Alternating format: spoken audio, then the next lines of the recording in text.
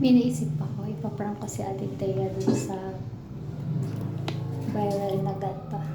Yung hirap tanggalin yung waterproof. Maliligo na sana. Kaso naisip ko, ipaprank ko siya. Wait lang. Kaso labas na siya. Kaya maingay. Si Thea. May bago akong product na susubok ko sa'yo ha. Sa'yo kuya sabi kasi nila maganda daw to eh.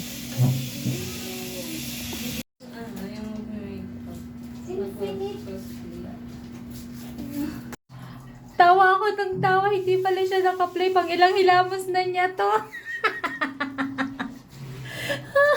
Nakatatlong hilamos na siya, hindi pala naka-play, ayun pa rin, hindi pa rin siya natatanggal.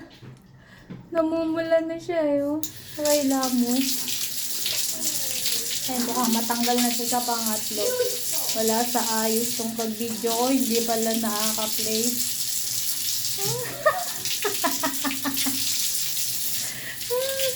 Pangatlong hilamos. Tingin. Harap. Mayroon pa din. Ayan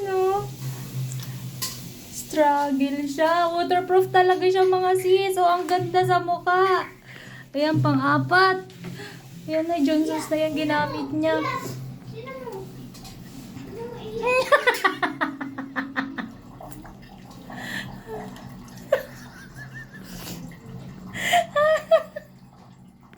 Ayaw matanggal. Ang ganda.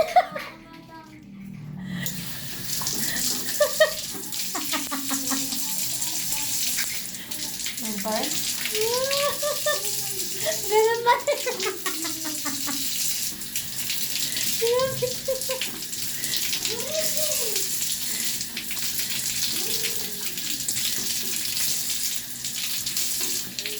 No, tingin.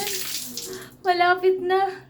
O, diba? At least, napatunayan na waterproof top. Maganda pa rin.